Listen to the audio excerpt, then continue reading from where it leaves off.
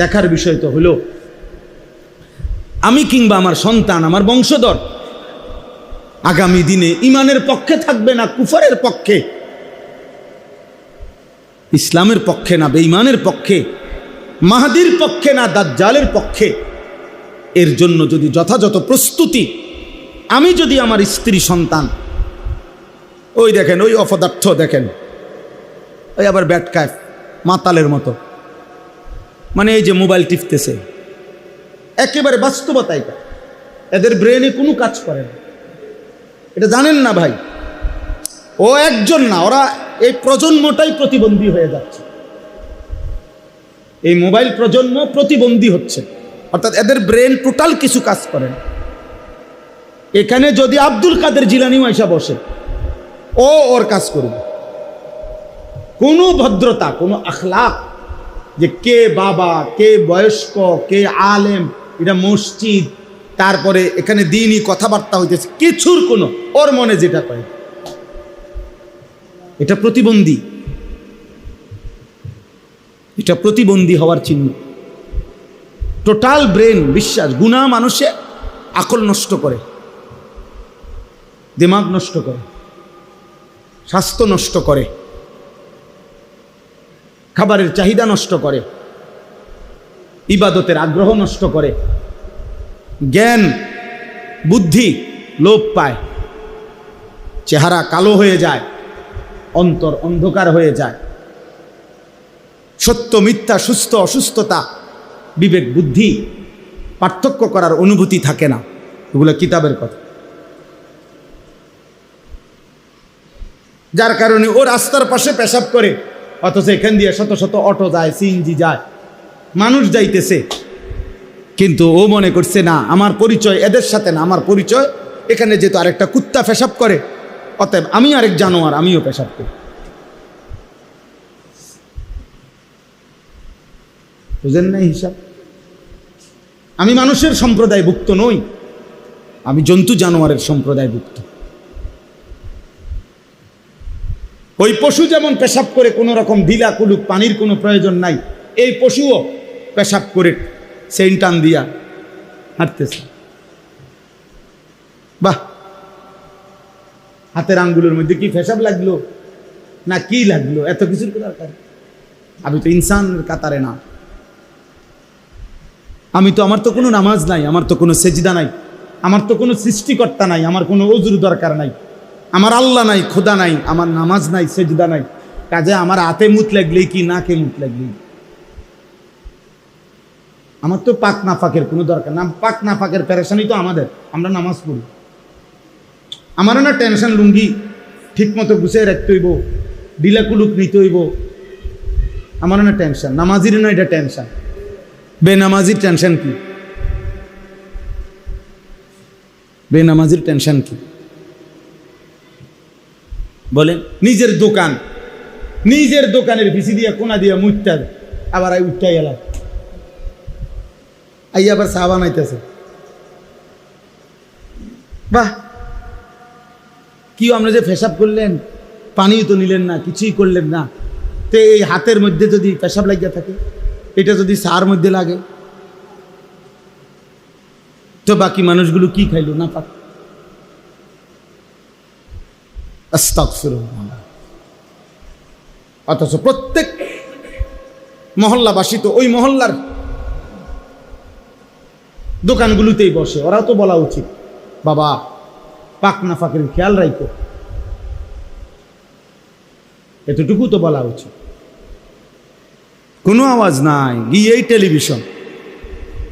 টেলিভিশনের দিকে তাকাইয়েই কিও আর কিছু আসেনি, লাইরা ছেড়ে দাও না, ভালো কিছু থাকলে দেখাও। চাচা ভালো কিছু দেখতে আসছে টেলিভিশনে, ভালো কিছু দেখবো, মানে এতে জঘন্য কোনো বেডির নাচ আছে কিনা, এর চাইতে নিকৃষ্ট কোনো হারাম কিছু আছে কিনা? নাউজুবিল্লাহ, নাউজুবিল্লাহ। অতএব বাপ, আজকে যে আয়াত আমি পড়েছি, এই আয়াতের মূল বক্তব্য হলো আল্লাহ তাআলা বলছে, বান্দা মোমেন তুমি আমার, তুমি ইমানদার, তুমি ইমানদার, তুমি মুমিন, তুমি মুসলমান। আমি তোমার কাছে আদেশ করছি, তোমার কাছে আমি আল্লাহ আদেশ করছি, তোমার নজর, তোমার চোখ হেফাজত করো, চোখ নামাও। ভিন নারী থেকে, নারীর ছবি থেকে, নারীর দৃশ্য থেকে, নারীর নাচ, নারীর অশ্লীল ছবি, নারীর অঙ্গভঙ্গি, মোবাইলে হোক আর রাস্তায় হোক, চলার পথে হোক, বাড়িতে হোক আর উঠানে হোক, যে নারী দেখা তোমার অনুমতি নাই, হারাম। যে নারীর দিকে তাকানো তোমার জন্য নিষেধ, তার থেকে তুমি চোখ নামো। আজকে আমাদের হালাত হলো, আমাদের একটি অঙ্গ চোখ, মানব দেহের একটি অঙ্গ না, এই একটি অঙ্গ দ্বারা একটা যুবক এই চোখটা দ্বারা এই মোবাইলের সুবাদে যে পরিমাণ গুনাহ করছে, তার একটি অঙ্গ। আহা, এবার কল্পনা করেন তার বাকি সারা অঙ্গের হালাত। 30 বছর ধরে যিনি টানা টেলিভিশন দেখতেছেন, আপনি ইনসাফ করে ভাবেন তো, আপনার এই শুধু একটি অঙ্গ, 2 চোখের জমানো গুনাহ কি পরিমাণ।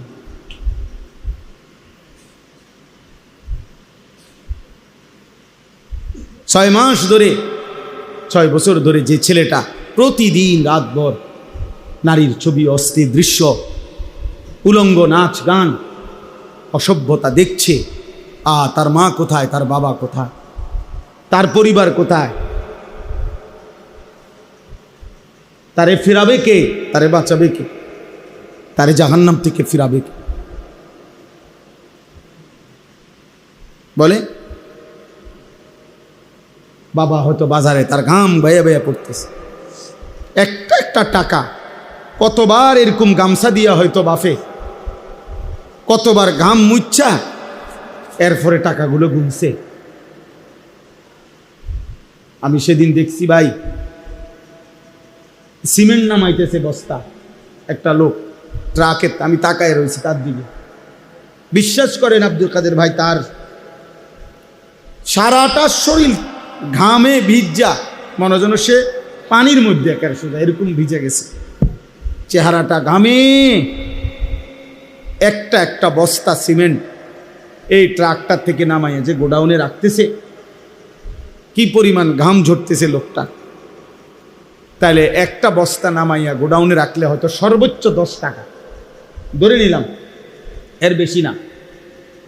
তাইলে 50টা বস্তা যদি লোকটা নামায় তাহলে 500 টাকা। কিন্তু 500টা টাকা কামাই করতে গিয়া 50 বস্তা সিমেন্টের জন্য তাকে 50 বার কোমরটা বাঁকা করতে, নইলে বস্তাটা নিব কেমনে? 50 বার তার কোমরটা বাঁকা হয়ে গেছে 10টা টাকার জন্য, প্রতি 10টা টাকার জন্য।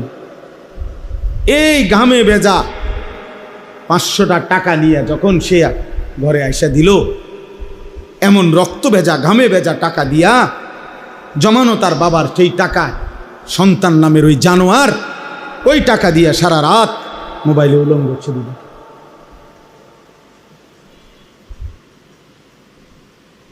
এই হাইওয়ান তার বাবার এই ঘাম ঝরানো টাকায়, ওইখান থেকে তারে 200টা টাকা দিছে,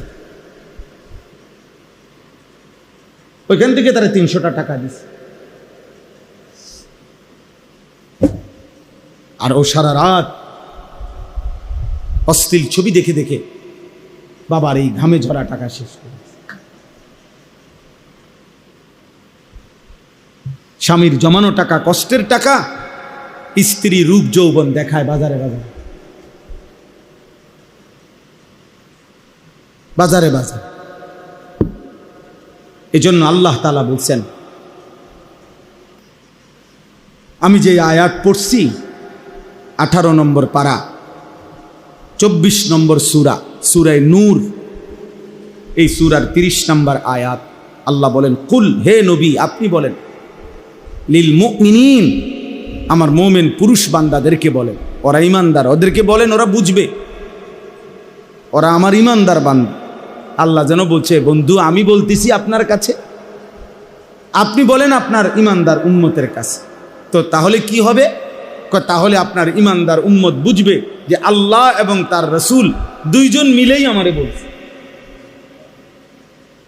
ঠিক না? আল্লাহ এবং রাসূল দুইজনই আমাকে বলছে। আর কাকে বলছে? ইমানদারকে বলছে, আমারে বলছে। আল্লাহ যেন বলছে, বান্দা তুমি বলছো দেখা তুমি ইমানদার, এই জন্য তোমারে বলছি, না রে বলতাম না। তুমি না বললা লা ইলাহা ইল্লাল্লাহ মানো, এই জন্য আমি তোমারে বললাম। তুমি বললা মুহাম্মাদুর রাসূলুল্লাহ মানো, এই জন্য আমি বললাম। তাহলে এখন তুমি উল্টা করছো কেন? তুমি তাহলে মোমেন বললা কেন? তুমি তাহলে ধর্মের পাশে ইসলাম লেখলা কেন? তুমি লা ইলাহা ইল্লাল্লাহ স্বীকার করলা কেন? তাইলে বলেন, একটা ছেলে বলো, এই ছেলেরা বলো, বাপ জীবনটা এত সুন্দর নষ্ট করে দিও না রে বাপ, আর ফিরবা না। জীবন মানে একটা মোটরসাইকেল না রে বাপ, জীবন মানে একটা মোবাইল না। কালকে আমার ময়নামতি এলাকায় গতকাল দুপুরের দিকে একটা ছেলে, বিশ্বাস করেন এমন সুন্দর তার চেহারা, তাগড়া চাঁদের মতো চেহারা, ইটালি থাকতো, ইটালির থেকে বাড়িতে আসছে। একটা বাচ্চা আছে, একটা স্ত্রী আর বাচ্চা, এবং নিয়া সব কাগজপত্র লাইন করছে, ইটালি নিয়ে যাবে অগরে। এই কালকে দুপুরবেলা মোটর সাইকেলে একটা বাড়ি দিছে, একদম শেষ।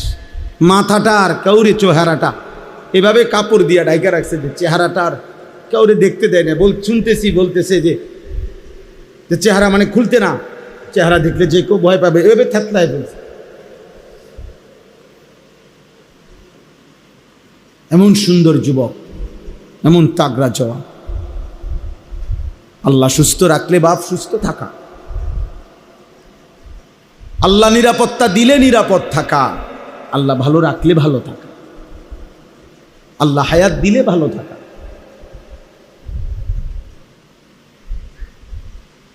ইয়াকুলু আহলাকতু মালাল লুবাদা, আল্লাহ বলে, আমার নাফরমান বান্দা বলে আমি দুনিয়া বেঁচে থাকার জন্যে অনেক টাকা খরচ করেছি। আল্লাহ বলে, ওরে জিজ্ঞেস করো তো, আয়াহসাবু আল্লাম ইয়ারাহু আহাদ, তাকে কি কেউ দেখে না? তার এই মিথ্যা চুরি, তার এই সুদ কিস্তি, তার এই নাচ গান, তার এই অসভ্যতা নোংরামি কেউ দেখে না? আল্লাহ জান। আয়াহসাবু আল্লাম ইয়ারাহু আহাদ, আল্লাহ বলে সে কি ভেবেছে তাকে কেউ দেখে না? আয়াহসাবু আল্লান ইয়াকদিরা আলাইহি আহাদ, আল্লাহ বলে সে কি ভেবেছে তার উপরে কারো কোনো ক্ষমতা নাই। তাইলে বন্ধু, কলাপসিবল গেট নিরাপত্তা দেয় না, SS5 এর গেট নিরাপত্তা দেয় না, 1 লক্ষ টাকার সেগুন কাঠের দরজা নিরাপত্তা দেয় না, সিসি ক্যামেরা নিরাপত্তা দেয় না। নিরাপত্তা দেয় আরশ আজিমের মালিক আল্লাহ। কে? তিনি নিরাপত্তা দেয়।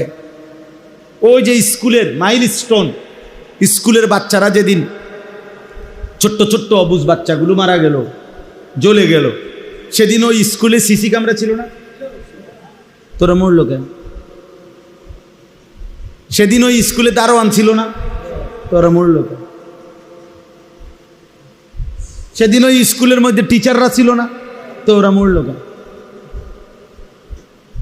আল্লাহ নিরাপত্তা দিলেই কি থাকা?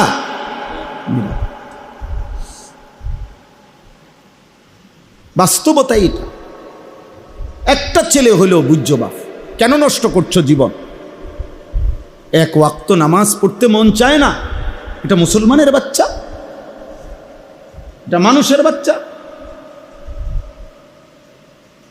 কোনোদিন ফজরের নামাজ পড়তে মন চায় না, এটা মানুষের বাচ্চা। মিয়া, এটা মুসলমান এত নিকৃষ্ট হয় কিনা? 1 ফোঁটা ঈমান যার কলিজার মধ্যে আছে, সে আল্লাহকে এভাবে ভুলে কেমন? ভুল তো হইতে পারে, হোঁচট খাইতে পারে। একটা মানুষ চলার পথে ফিসলা খাইতে পারেই স্বাভাবিক। তার মানে কি রাস্তায় ফিসলা খাইয়ে পড়ছি, অতএব এখন আর উড়াউড়ির নাম নাই, রাস্তাতে উঠতে থাকুন নাকি? তাহলে ভুল হইতে পারে, আমল ছুটে যাইতে পারে, গুনাহ হইতেই পারে, কিন্তু তাই বলে কি গুনার উপরে 30 বছর? বোঝেন নাই আমার কথা? একজন মুসলমান মিথ্যা বলবে 30 বছর, একজন মুসলমান সুদ খাবে 30 বছর, একজন মুসলমান প্রতিদিন গালি দেবে, প্রত্যেক দিন বিড়ি সিগারেট খাবেন, আপনি ডেইলি টেলিভিশন দেখবেন, আপনি প্রত্যেক দিন কথায় কথায় গালিগালাজ করবেন, আপনার স্ত্রী প্রতিদিন বেপর্দা চলবে, এটা মুসলমান? তাহলে হুঁসুট খাইতে পারেন, পিছলা খাইতে পারেন, ভুল হইতেই পারে, গুনাহ হইতেই পারে, তাই বলে লাগাতার?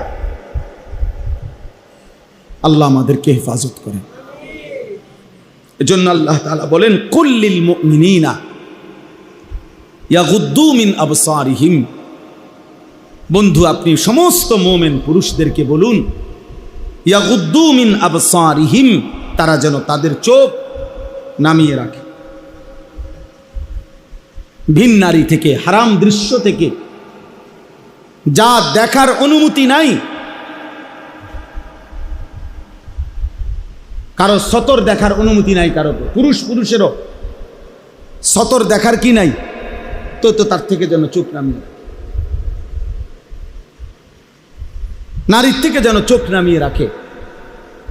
বাচ্চা যেই ছেলের প্রতি আকর্ষণ বোধ হয়, শাহওয়াত জাগে, তার থেকেও যেন চোখ নামিয়ে রাখে।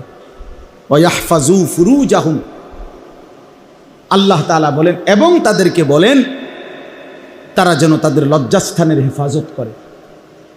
জিনা, ব্যভিচার এবং নিজের হাত নিজের লজ্জাস্থানের নাপাক ব্যবহার এবং যেই কোনো ধরনের লজ্জাস্থানের গুনাহ, তার থেকে যেন বাঁচিয়ে রাখে। আল্লাহ বলছে, এতে কি হবে? বলে, হুজুর এটা কেন বললেন? এই যে এটা ইসলাহি মাহফিলের জন্য বললেন। কেন জানেন? এরপরে শব্দ দেখেন, যালিকা আজকা লাহুম। আল্লাহ তাআলা বলেন, এই দুই কাজের মধ্যে হলো আমার ইমানদার বান্দার সবচেয়ে বড় ইসলাহ, সবচেয়ে বড় পবিত্রতা। আল্লাহ বলে, চোখ হেফাজত করবে, লজ্জাস্থান হেফাজত করবে, আমি আল্লাহ ওয়াদা দিলাম তার পুরা অন্তর 100% পবিত্র করে দেব।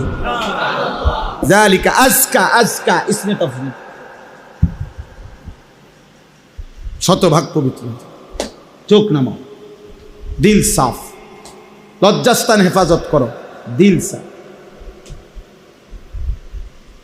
যালিকা আজকা লাহুম, আল্লাহ বলেন এটাই হচ্ছে সবচাইতে বড় অন্তরের পবিত্রতা।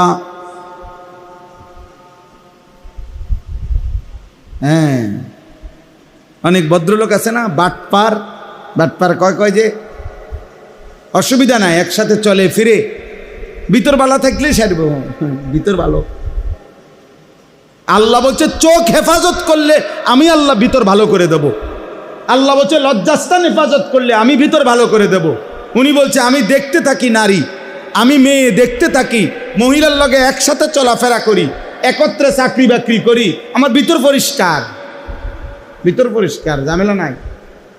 মাশাআল্লাহ, একটা আল্ট্রাসাউন্ড দিয়ে একটু আমগরে, আপনার ভিতরটা একটা আল্ট্রাসোনোগ্রাফি করেন, এটা রিপোর্টটা কিন্তু দিলে ভালো আছিল, নাহলে আপনি খরচ না দিলে আমি খরচ দিব। আমার পরিচিত হসপিটাল আছে, লাকসামও আছে, কুমিল্লাও আছে। হ্যাঁ, নারী দেখবেন, ছবি দেখবেন, আর দিল পবিত্র থাকবে, হবে না? আল্লাহ বলছে হবে না, আল্লাহ বলছে হবে না। যালিকা আজকা লাহুম ইন্নাল্লাহা খাবীরুম বিমা ইয়াসনাউন। আল্লাহ তাআলা বলেন, তোমরা যেই কোনো কৌশলে বান্দা একাকী, গোপনে, সংগোপনে, পাহাড়ের গুহায়, পাহাড়ের চূড়ায়, জঙ্গলের গভীর কোণে, সাত্যবক জমিনের নিচে, সাগর মহাসাগরের তলদেশে, যেখানেই যা করো না কেন, যত গোপনে, রাত গভীরে, রাত 2টায় লাইট বন্ধ করে, দরজা নিবাইয়া, কানের মধ্যে ইয়ারফোন লাগাইয়া, চারিদিক নিস্তব্ধ করে, দরজা জানালা ছিটকারি লাগাইয়াও যদি নারী দেখো, ছবি দেখো, মোবাইলের অস্থির দৃশ্য দেখো আর হারাম করো, আল্লাহ বলেন খোদার কসম বান্দা, আমি কিন্তু সব খবর রাখি। ইন্নাল্লাহা খাবীরুম বিমা ইয়াসনাউন। যখন যাই করছো, যত গোপনে যত সংগোপনে, আল্লাহ বলেন আমি সব খবর রাখি। ইন্নাল্লাহা খাবীরুম বিমা ইয়াসনাউন। তাইলে জওয়ান কিংবা বৃদ্ধ কেউ ফাঁকি দিবেন না। বুড়া মানুষ টেলিভিশন চায়, চা দোকানে বসে বড় বড় চোখ কইরা রাক্ষসের মতো নাচ গান দেখে, নর্তকী দেখে, নাটক সিনেমা দেখে, আর জিগাইলে কয় না না না, যেটা কদুর খবরে না শুনি, যেটাই গপ মারে কি কাকা কদ্দুর খবরে না শুনি। খবর মানুষের চোখ দিয়ে নি শুনে, কথা বলেন না কেন? মানুষ চোখ দিয়ে নি শুনে। তো আপনি যে চাইয়ে রয়েছেন, আপনি না বলে খবর শুনেন, তো শুনলে তো কানই যথেষ্ট। বোঝেন নাই আমার কথাটা? তো চাইয়ে রয়েছেন কেন? আপনি দোকান থেকে ফিরা এদিকে ফিরা বইয়েন, বোঝেন নাই? টেলিভিশন যখন এদিকে, আপনি যেহেতু খবর শোনা দরকার তো শুনলেন, আপনি ওইদিকে ঘুরে বইয়েন। কারণ আপনার তো দেখার দরকার, আপনার শোনানো দরকার। কোনানে কোনানে সিএনজি উল্টাইছে, আপনি গিয়া ঠিক করতে হইব। আপনার খবর তো এই, এখানে এই হয়েছে, ওইখানে ওই হয়েছে, এই খবর আপনার এত দরকার যে ময়মনসিংহে একটা সিএনজি একটা বাসের লগে উল্টায় গেছে, এইটা আপনি খুব যত্ন নিয়ে শুনছেন। কারণ আপনার তো দায়িত্ব পরের দিন গিয়া ময়মনসিংহে সিএনজি ডালগি দিয়া ধরো। কথা বুঝেন না? নোয়াখালীর বাসের খবর আপনি নিলেন, আপনার নিজের খবর আখিরাতের খবর নিলেন না। আপনার ছেলের খবর নিলেন না, মেয়ের খবর নিলেন না। সারা বাংলাদেশের সব খবর কোথায় কোথায় কি হইতেছে আপনি জানেন। আপনার ছেলে আপনার ঘরে ফজরের নামাজ পড়ে না, আপনি জানেন না। আপনি মস্কারি করেন, আপনার পুত্রের বউ ছেলের বউ প্রত্যেক দিন বেপর্দা, আপনি বোঝেন না। আপনি বসে বসে আপেল খান আর মালটা খান, পান খান আর গপ মারেন। হ্যাঁ, গপ মারেন। আল্লাহর রহমতে আপনার দোয়ায় 10 জনের দোয়ায় হুজুর খাস দোয়া করেন। ওদের বিল্ডিং এর কাম ধরছি, আল্লাহ যেন সব কাম সহজ করে দেয়। খাস দোয়া করতে, মানে জাঁতা দিয়া দোয়া করবেন, আল্লাহ যাতে বিল্ডিং এর মধ্যে একটা ফোঁটা কোনো অসুবিধা না। বালু বাড়িওয়ালা আমারে বুঝাইতেছে একজনে, হুজুর প্রত্যেকটা বালু দোয়া করেন, প্রত্যেকটা বালু আস্তরের, প্রতিটা বালু ধুইয়া শুকাইয়া এরপরে আস্তর করছে। বালু আগে ধুইয়া লইছে। তা আমি বললাম ভাই মাশাআল্লাহ, আমি বুঝলাম বালু ধুইয়া নিছেন যাতে বালুর মধ্যে কোনো বালু না থাকে। মানুষ কোনো কিছু ধোয় কি কারণে? যাতে কি না থাকে। তো বালু আপনি ধুইয়া লইছেন যাতে বালু না থাকে, মানে বালুর মধ্যে যেন এক জাররা পরিমাণ ময়লা না থাকে। এত নিখুঁত বিল্ডিং এর জন্য আজকের দুনিয়ার সবচেয়ে বড় স্লোগান কি? ব্যবসার, যে কোয়ালিটি ফার্স্ট। এটা হলো পৃথিবীতে বর্তমান আধুনিক ব্যবসার সবচেয়ে বড় স্লোগান। অর্থ হলো কোয়ালিটি, মান, গুণগত মানের ব্যাপারে নো কম্প্রোমাইজ। কোয়ালিটি, গুণগত মানের ক্ষেত্রে কোনো ছাড় নাই। প্রয়োজনে মালের দাম আরো বাড়ুক, কাস্টমার কিনবে, কিন্তু কোয়ালিটি ঠিক রাখতে হবে। তাহলে দুনিয়ার সম্পদের ক্ষেত্রে যদি কোয়ালিটির ক্ষেত্রে এত যত্নবান হই, তো ওযু, নামাজ, সূরা, কেরাত, দোয়া, কালাম, আখিরাত এর জন্য কোনো কোয়ালিটি নাই। যার যেমনে মন চায় এমনি চলবেন। আল্লাহ আমাদেরকে বুঝ দান করেন। অতএব বাপ আমার, বন্ধু আমার, যারা কবরে চলে গেছে তারা তাদের ভালো মন্দ নিয়ে কবরে চলেই গেছে। আমরা সর্বোচ্চ এতটুকু করতে পারি দোয়া, ঠিক আছে, কিন্তু তার চাইতে বেশি দরকার আমাদের হায়াত। যার এখনো যেটুকু হায়াত আছে, আমাদের একটু হলেও সুযোগ আছে। বোঝেন নাই কথা? যিনি উত্তম নিয়ে কবরে গেছেন তিনি আর বাড়াইবার সুযোগ নাই। যিনি বরবাদি নিয়া, গুনাহ নিয়া কবরে গেছেন, ওনারও সংশোধনের কি নাই? সুযোগ নাই। কিন্তু আমাদের নেকি বাড়াইবারও সুযোগ আছে, গুনাহ ছাড়বারও কি আছে? আমাদের এখনো সুযোগ আছে, যার যেটুকু হায়াত আছে। কাজে আমরা চেষ্টা করা দরকার, আমরা চেষ্টা করা দরকার, আমাদের ইসলাহ দরকার। এই জন্য যে কয়জন ছেলে বসছো ভাই, খামখেয়ালি করে উড়ায় দিও না বাবা। মোবাইলের আসক্তি ছাড়ো, এই চোখ হেফাজত করো, নজর হেফাজত করা দরকার। আপনারা বয়স্ক মাঝ বয়সী, আপনাদের কাছে যাদের টেলিভিশন দেখার বদভ্যাস, চাচা আপনি ছেড়ে দেন। অনুরোধ করলাম, চা দোকানে বসেন না, চা খাওয়া দরকার। চা দোকানদারের লগে আমার কোনো ঝগড়া নাই, কথা বোঝেন নাই আমার। আপনি চা খাইতে গেছেন, চা খান, চা খাইয়ে আপনি চলে আসেন। আপনি টেলিভিশন দেখেন কেন? আপনি নাচ গান দেখেন কেন? আপনি নাটক সিনেমা দেখেন কেন? আপনার ঘর থেকে টেলিভিশন নাচ গান কিভাবে বন্ধ করবেন আপনি উদ্যোগ নেবেন। আপনার স্ত্রী সন্তানকে আপনি বলেন, বুঝান, ফিকির করেন। না, সম্ভব না, ডাইরেক্ট ফয়সালা দিয়ে আলায়, আগেই হইতো না হুজুর, যত কথাই কোন হইতো না, এটা মিথ্যা কথা। আপনি বলতে থাকেন, মূলত হেদায়েত তো দিবে কে? আল্লাহ তাআলা আমাদের সবাইকে গুনাহ থেকে বাঁচবার তৌফিক দান করেন। গুনাহমুক্ত হওয়া জরুরি। আল্লাহর আদেশ পালন করা, নিষেধ বর্জন করা, এই দুইটার মধ্যে মুকদ্দম হলো নিষেধ বর্জন, এরপরে আদেশ পালন করা। নিয়ম হলো এই গ্রিলের মধ্যে যদি ঝংকার লাগে তো নতুন করে রং দিতে হবে। মনে করেন পুরানো হয়ে গেছে ঝংকার, তাহলে এখন নিয়ম কি? এই গ্রিলে আগে ঝংকারের মধ্যে নতুন রং দিতে গেলে আগে রং দেওয়া, এরপরে তো শিরিষ কাগজ দিয়া ডলা, ঠিক না? হ্যাঁ, আগে কি সরানো, তারপরে কি দেওয়া। তাহলে আগে নিয়ম হলো ময়লা সরানো, এরপরে কি লাগানো, রং দিয়ে সাজানো। এই জন্য ইবাদতের ক্ষেত্রে নিয়ম হলো, এক মুত্তাকি মুমিন জান্নাতি বান্দার সিফাত হলো প্রথম দায়িত্ব গুনাহ সরানো, এরপরে দায়িত্ব ইবাদতের রং লাগানো। গুনাহ ছাড়বেন, একটা সেজদা দিবেন, আল্লাহর আরশে ধাক্কা লাগবে। আপনি নামাজ পড়লেন, মাত্র আসরের নামাজ, মসজিদের বারান্দায় গিয়ে, এখনো বারান্দার থেকে গিয়ে সারছে না, বিড়িটা ধরাইলেছে। মসজিদ থেকে বাইরে হইয়া একটা গালি দিছে, দে গালির সাথে সাথে মাটির নিচে যে সাপ বিচ্ছু ছিল এটি উঠে গেছে। এমন ডাকায় মুসলমান এত নিকৃষ্ট হয়?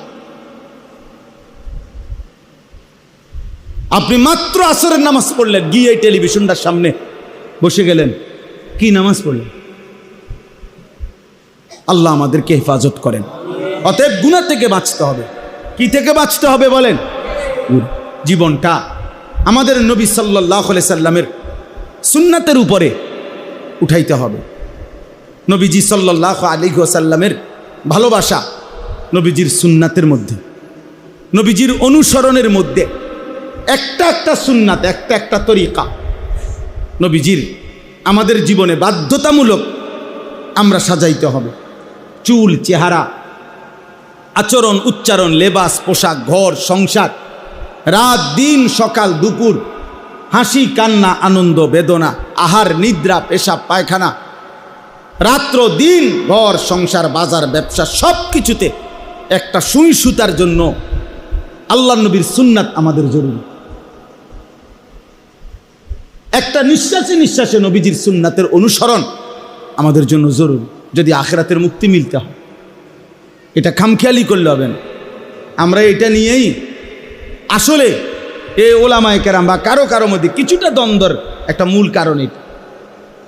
আমরা যারা কওমি মাদ্রাসার হুজুর, আমরা বছরের পর বছর যে যাই বলুক, বাকি আমরা এটা বলি, শুধু আমরা এটা বলতেই থাকবো যে নবীজির সুন্নাতের অনুসরণের মাধ্যমে নবীজির ভালোবাসার প্রমাণ দিতে হয়।